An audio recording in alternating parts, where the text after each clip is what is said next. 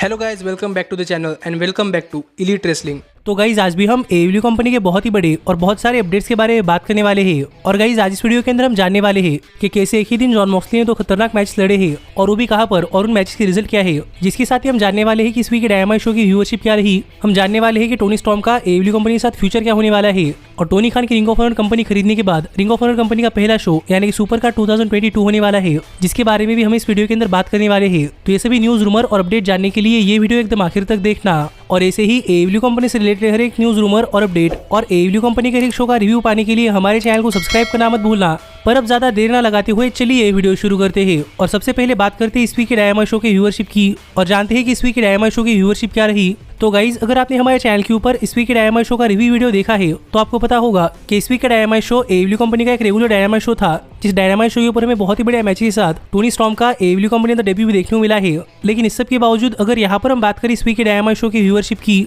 तो गाइज इस वीक के डायनामाइट शो की व्यूअरशिप सरप्राइजिंगली इसके पहले हुए डायनामाइट शो के मुकाबले करीब 6% कम हो चुकी है। और जहां पर इसके पहले हुए डायनामाइट शो की व्यूअरशिप मिली थी 1.046 मिलियन व्यूअर्स, तो यहीं पर इस वीक के डायनामाइट शो को व्यूअरशिप मिली है 979 के व्यूअर्स। जो देखा जाए तो डायनामाइट शो की व्यूअरशिप के अंदर काफी बड़ा ड्रॉप है। पर अगर यहाँ पर हम बात करें 18 to 49 डेमोग्राफिक की, तो गाइज 18 to 49 डेमोग्राफिक में भी इस वीक के डायनामाइट शो की व्यूअरशिप इसके पहले हुए डायनामाइट शो के मुकाबले करीब 7% कम हो चुकी है। और जहां पर इसके पहले हुए डायनामाइट शो को 18 to 49 डेमोग्राफिक के अंदर व्यूअरशिप मिली थी 535 के व्यूअर्स, तो यहीं पर इस वीक के डायनामाइट शो को 18 to 49 डेमोग्राफिक के अंदर व्यूअरशिप मिली है 492 के व्यूअर्स, जो फिर एक बार डायनामाइट शो की व्यूअरशिप के अंदर काफी बड़ा ड्रॉप है। पर लास्ट वीक की तरह इस वीक भी AEW कंपनी का डायनामाइट शो वेडनेसडे के टॉप 150 केबल टीवी प्रोग्राम्स के अंदर नंबर 3 की पोजीशन के ऊपर आता है, जो AEW कंपनी के लिए काफी अच्छी बात है। और डायनामाइट शो की व्यूअरशिप कम होने के बावजूद AEW कंपनी का डायनामाइट शो अपनी रेगुलर पोजीशन मेंटेन कर रहा है, जिससे मुझे नहीं लगता कि डायनामाइट शो के लिए काफी बुरी बात है। लेकिन आप भी मुझे कमेंट कर बताइए कि इस डायनामाइट शो की व्यूअरशिप के ऊपर आपका क्या कहना है और क्या आपके हिसाब से इस वीक के डायनामाइट शो को काफी ज्यादा व्यूअरशिप मिल सकती थी या नहीं।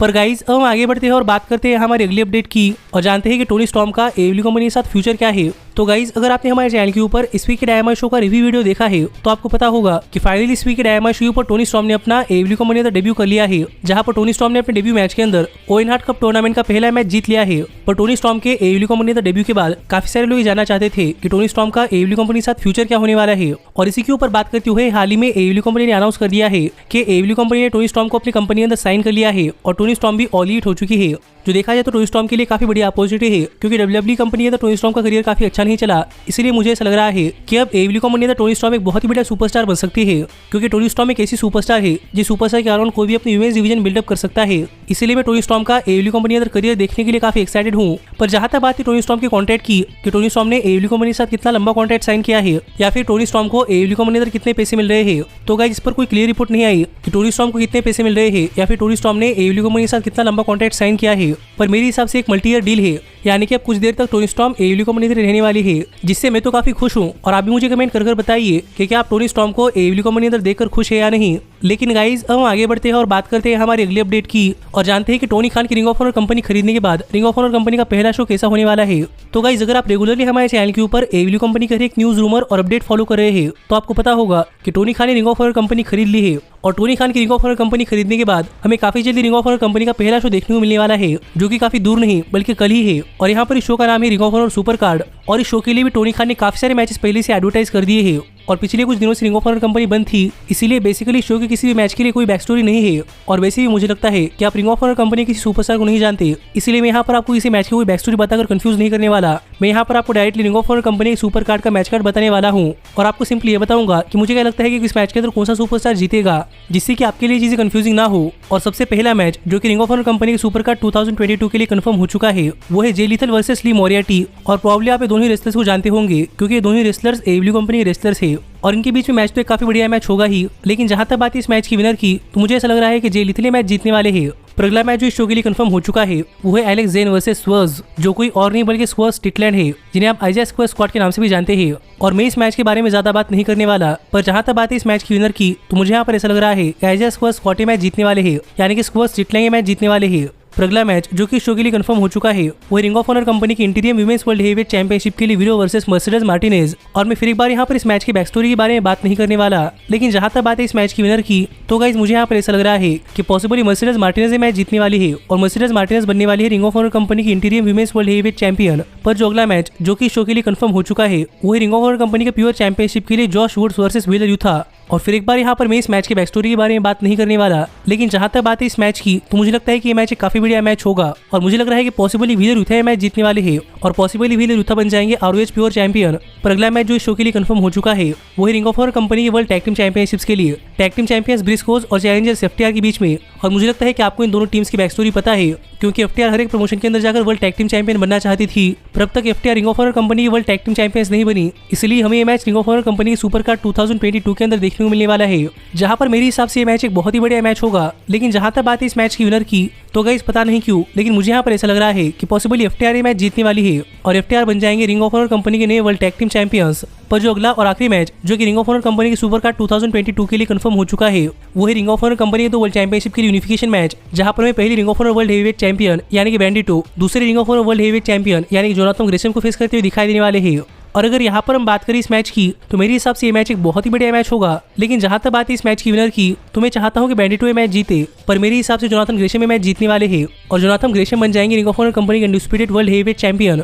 और पॉसिबल इतनी मैचेस है जो कि रिंग ऑफ ऑनर कंपनी की सुपर कार्ड 2022 के लिए कंफर्म हो चुके हैं और टोनी खान की रिंग ऑफ ऑनर कंपनी को खरीदने के बाद रिंग ऑफ ऑनर कंपनी का यह पहला शो होने वाला है, इसलिए देखना पड़ेगा कि ये शो कैसा होता है। और कल हम रिंग ऑफ ऑनर कंपनी की सुपर कार्ड 2022 के साथ साथ रैम्पेज शो का भी रिव्यू करेंगे और आप मुझे कमेंट कर बताइए कि क्या आप इस शो के लिए एक्साइटेड है या नहीं। लेकिन गाइज अब हम आगे बढ़ते हैं और बात करते हैं हमारे सबसे बड़े अपडेट की और जानते हैं कि एक ही दिन के अंदर जॉन मॉक्सली ने 2 डेथ मैचेस लड़े हैं और उन दोनों मैचेस के रिजल्ट क्या रहे। तो गाइज अगर आप बहुत दिनों से जॉन मॉक्सली को फॉलो कर रहे हैं तो आपको पता होगा कि जॉन मॉक्सली एडब्ल्यू कंपनी के साथ साथ बाकी सारे इंडिपेंडेंट रेसलिंग कंपनी के अंदर जाकर रेसल करते हैं और हर साल जॉन मॉक्सली जीसीडब्ल्यू और ब्लड स्पोर्ट्स इवेंट के अंदर जाकर रेसल करते हैं। और इस बार भी जॉन मॉक्सली ब्लड स्पोर्ट्स और जीसीडब्ल्यू इन दोनों ही शोज के ऊपर जाकर रेसल कर चुके हैं और माना कि इस साल ये दोनों ही शोज एक ही दिन के ऊपर थे, पर इसके बावजूद भी हमें जॉन मॉक्सली इन दोनों ही शोज के ऊपर जाकर रेसल करते हुए दिखाई दिए हैं और वो भी नॉर्मल मैचेस नहीं बल्कि डेथ मैचेस। और सबसे पहले अगर यहाँ पर हम बात करें ब्लड स्पोर्ट्स इवेंट की, तो अगर आपको नहीं पता तो मैं यहाँ पर आपको बताना चाहूंगा कि ब्लड स्पोर्ट इवेंट के ऊपर कोई रेसलिंग मैच नहीं बल्कि एमएमए फाइट जैसा मैच होता है, जहाँ पर कोई भी सुपरस्टार अपना मैच तभी जीत सकता है जब वो अपने अपोनेंट को टैप आउट कर दे या फिर नॉकआउट कर दे।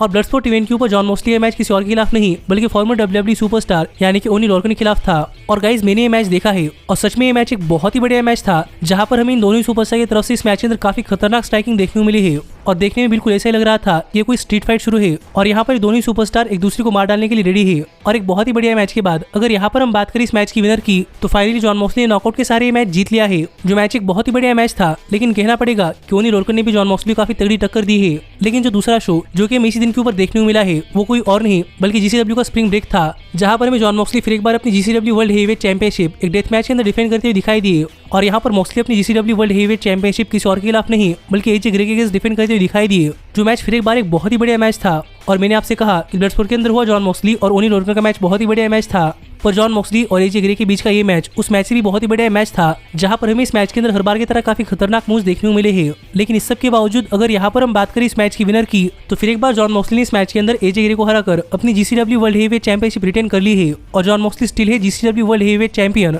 जो रिजल्ट देखकर मैं तो काफी सरप्राइज था, क्योंकि गाइस जॉन मॉक्सली ने एक ही दिन के अंदर 2 डेथ मैचेस हासिल किए हैं और वो भी 2 अलग अलग कंपनी के अंदर, जिसके ऊपर आपका क्या कहना है आप मुझे कमेंट कर बताइए। पर गाइस मैं जॉन मॉक्सली की फाइटिंग स्पिरिट देखकर काफी खुश हूँ और मैं सिर्फ यही होप कर रहा हूँ कि जॉन मॉक्सली इंजर्ड ना हो और देखते हैं कि फ्यूचर में जॉन मॉक्सली के ऊपर कुछ अपडेट्स आते हैं या नहीं। पर ऐसे ही एडब्ल्यू कंपनी से रिलेटेड हर एक न्यूज, रूमर और अपडेट और एडब्ल्यू कंपनी के हर एक शो का रिव्यू पाने के लिए हमारे चैनल को सब्सक्राइब करना मत भूलना। पर अब मैं मिलता हूँ आपसे अगली वीडियो के अंदर, पर तब तक stay healthy, stay happy and keep watching elite wrestling.